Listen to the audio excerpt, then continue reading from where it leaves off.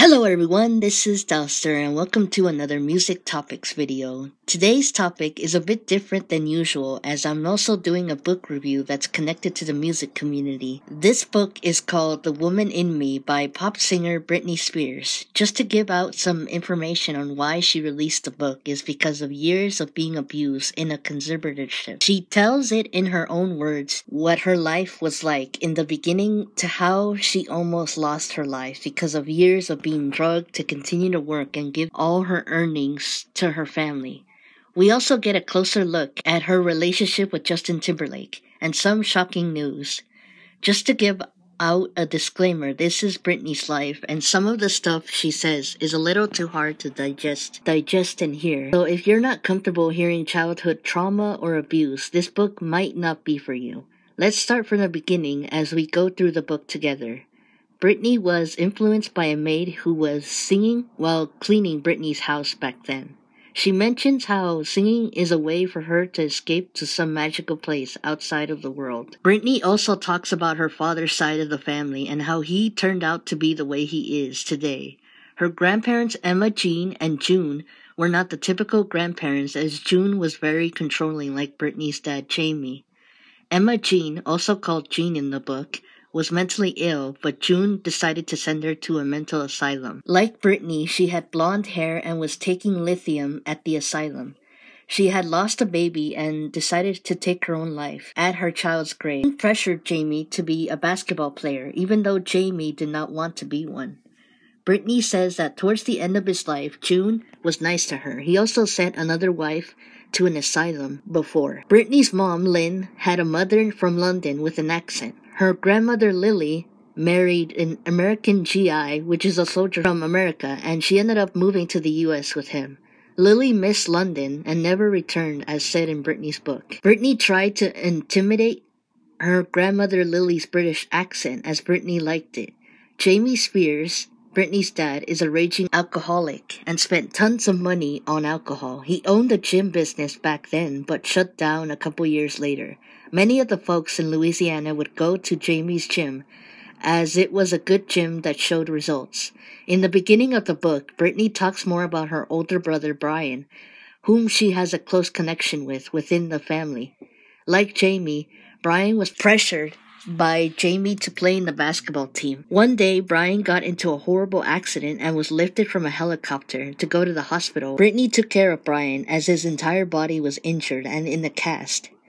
Brian later worked as part of Britney's team, but not much is mentioned of him at the end of the book, or if he still has that bond with his sister. At one point, Lynn had a postpartum hemorrhage when Britney noticed that Lynn was leaking blood. This happened a couple days after she gave birth to Jamie Lynn Spears, Britney's little sister. Britney mentioned how she thought Jamie Lynn was like a doll when she was born.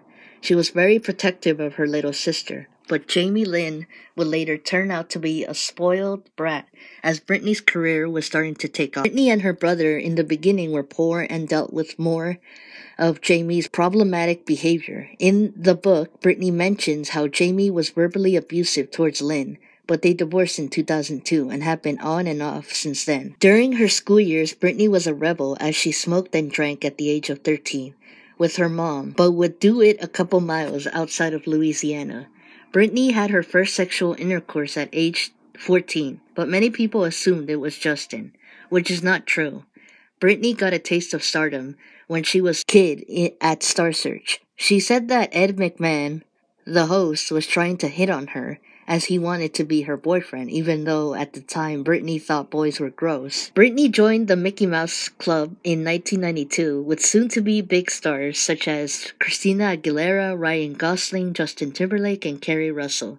She was rejected before because she was way too young. It was there that she had her first ever kiss with Justin Timberlake as kids. A couple years after Britney's song, Baby One More Time, she and Justin started dating. Britney said that Justin was the love of her life, and the media at the time were going crazy over them. A lot of us probably remember the pants outfits that they wore at the VMAs. Something new that Britney never mentioned in the book was that even though she loved Justin, she let him cheat on her a couple times. In the book, we learned that Britney was pregnant and carried Justin's baby.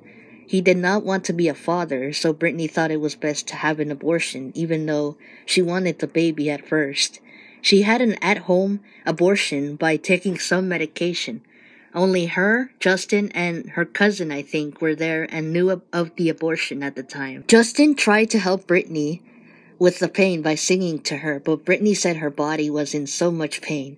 She said the pain was excruciating and mentally draining as she felt bad about getting rid of the baby. After the abortion, the relationship ended on a bad note. There were rumors that Justin cheated on Britney with Christina Aguilera, even though on the Rolling Stone cover magazine that Christina was in, she and Justin looked really steamy for each other. He also cheated on Britney with some girl who Britney won't mention the name because this woman has children. Britney cheated on Justin once with a guy named Wade Robson, who would later be one of Michael Jackson's accusers, which is another story.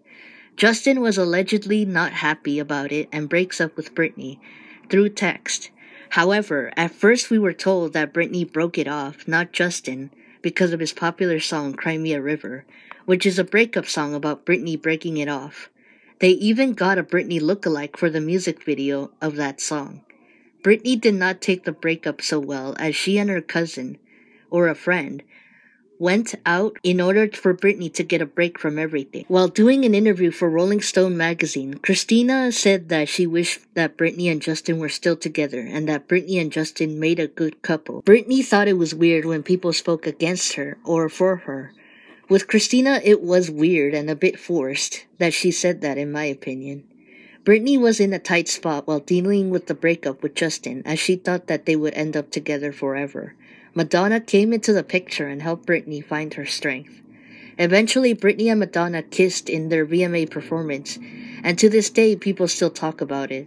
Madonna in the book sounded like she didn't care about the publicity, as she was also targeted by the paparazzi for being different, openly sexual, and risque. Britney married a childhood friend, who she does not mention his name, but it is in fact a guy named Jason. She did it to try and let loose and have fun. But her parents did not take it well, as they thought it would ruin Britney's career. Britney said after her parents confronted her about the marriage, she felt really bad, as she was happy before and thought it was funny to get married. This was a turning point before the conservatorship. As Britney worked for her upcoming concert, she got injured in Illinois and was still having thoughts of Justin, especially since Justin's album at the time was based on his breakup with Britney, supposedly, and displayed Britney as a cheater and all this negativity. Kevin Federline came in the picture, and she said that he was a very sweet guy who helped her get through the negative thoughts. Britney, however, found out that he had 2 kids from another woman, but Britney still continued her relationship with Kevin. In the book, Britney described Kevin as a really good guy, but eventually Kevin started changing into a jerk, the more famous he was. She and Kevin got married and Britney was pregnant with their first child, Sean Preston. When Britney had Sean, the paparazzi were going crazier than ever. In one incident, Britney almost dropped her baby and the media labeled her as a bad mother, even though she caught her son quickly in order to avoid hitting the ground. Britney was then pregnant with their second son, and at this time she was interviewed with Diane Sawyer, and this interview made Britney look bad. It felt as though she was being exposed in a negative, misogynist way, but this was the early 2000s, and no one was sympathetic with her as it seemed. I would recommend watching Adam McIntyre's video on Britney's interview with Diane Sawyer, as it gives a better insight into how the interview was mostly just a cash grab for Diane, rather than knowing Britney on the inside. All I could say is that the interview felt as though everyone was pointing fingers and laughing at Britney, then feeling sorry or thinking, she was pregnant, of course she was going to feel hormonal like a lot of pregnant women would feel during the stages of pregnancy. After Britney gave birth to Jaden, she had prenatal depression, which ultimately caused her mental breakdown days later. She and Kevin divorced in November of 2006. Her Aunt Sandra died in January of 2007 from ovarian cancer and was another hit for Britney's mental breakdown. She was very close to her aunt, her mom's sister. Britney went to rehab and days later shaved all her hair off. It was a big story, and Britney mentioned in her book that she did it because she was tired of people telling her what to do. Britney was in grief, as if no one understood or could not understand what she was going through mentally. She was not able to see her sons one day and hit a paparazzi's car with an umbrella the following day. In October of 2007, Britney released her album Blackout. It was a great album, but Britney was not in a happy place as people picked on her. Around the time of the MTV VMAs of that same year in 2007, people judged how bad her performance was as she wore a black bikini. I remember Britney mentions how she was very traumatized after seeing Justin that same night. In 2008, Britney was put in a conservatorship under her father Jamie and a lot of other people who I will just refer to as others in order to avoid being sued. When Britney was in the conservatorship, a lot of us thought she was doing better. It turned out, as explained by Britney, that she was not okay because she was being controlled and was a cash cow to her family, as said in her own words. Britney talks about how she was sent to rehab or a clinic even though she was sober. Her father and the others put lithium in their system so Britney can have less control of herself and keep her going for the music tours and everything else. If Britney tried to rebel, her father or those people would send her away. It's similar to what her grandfather June did to Jean, only Jean did not live long enough like Britney. She wasn't allowed to see her kids when she wanted to, eat whatever she wanted to, or have phone calls privately because they were all being monitored. This lasted from 2008 until her conservatorship started to come up in court again in 2021. Jamie wanted to avoid any complications with finances, which is why he allegedly ended the conservatorship in 2021. In June 2021, Britney spoke out against her family and the people in charge of her conservatorship. In the book, Britney was able to let out her frustrations to a phone call about how her family and the others treated her during the conservatorship. She said it was cruel and that they made her feel as it was all her fault for being supposedly crazy. Britney wanted all those people to be in jail, and months later, her father was removed and was replaced with another person for a while. Britney, however, was finally able to hire her own lawyer and won her court case in November of 2021, ending her 13-year conservatorship. Britney also mentioned while she was in a clinic or rehab, she heard that the Britney fans knew there was something wrong and created the movement of the #FreeBritney movement. November of 2021 was a victory for Britney and the fans of the movement, as she was grateful for them and letting her finally speak. Towards the end of her biography, Britney had a lot of nice things to say of her recent ex-husband, Sam Asghari. He just happened to be at the right time when Britney needed support while going through the conservatorship case. She also mentions that she hopes to reunite with her sons and that they someday understand what she had to go through to win her freedom. Since listening to the book through Audible, Jamie had a leg amputation, and there are rumors that Britney wants to reconcile with her father. Those rumors might not be true, but she has reconciled with her mom and brother as of today. As for Jamie Lynn, she has been in a lot of reality shows, but gets out of them before the finale. Britney is now divorced from Sam and just turned 42 this month. Her ex-husband, Kevin Federline, moved to Hawaii and wants more child support. As for her sons, it seems like they blame her for being an absent parent, but she hopes that they can reunite and be a family again. I hope her sons someday understand and find their way back to Britney. Thoughts about this book are that I have a lot of emotions regarding it. I think Britney put a lot of her thoughts in a way that was shocking but interesting, in a way that it's like, finally, we're hearing from her and not from her dad or nor anyone else. It was great to listen to her, as her life has never been so easy from the beginning. There were some moments that were hard to hear, such as her abortion, her tragic family history, and the abuse she dealt with in the conservatorship.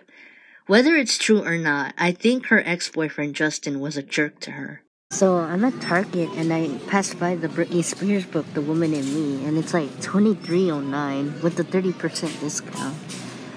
It is a little pricey though.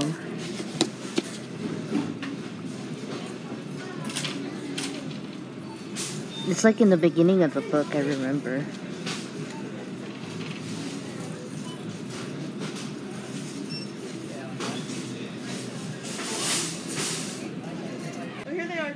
Here at another Target in Lakewood, and it's the exact same price as the other one we just passed by.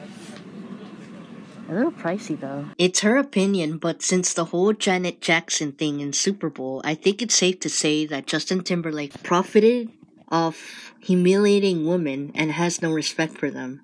Maybe he does with his current wife, but the way he treated Britney was just awful. I think he owes Britney and Janet a genuine apology as his career was big in the 2000s, but now not so much since this book came out. Her relationship with her mother is like a roller coaster as they seem close and were abused in a way by Jamie and Jamie Lynn, but it did hit rock bottom due to the conservatorship. The reason why I say this is because in the book Brittany mentions how Jamie Lynn was a spoiled brat and talked rudely to Lynn one time.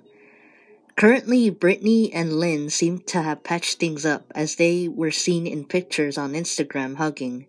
Lynn was also invited to Britney's birthday party recently. I think the reason why Jamie Lynn does not understand Britney closely and does not genuinely stand with Britney is because she was born once Britney became super popular and Jamie Lynn ended up being a greedy kid. Jamie Lynn kind of is a female version of her father. Greedy, expects more out of people, and doesn't have any remorse. Another example would be how poorly Jamie Lynn treated her co-star Alexa Nicholas in Zoe 101.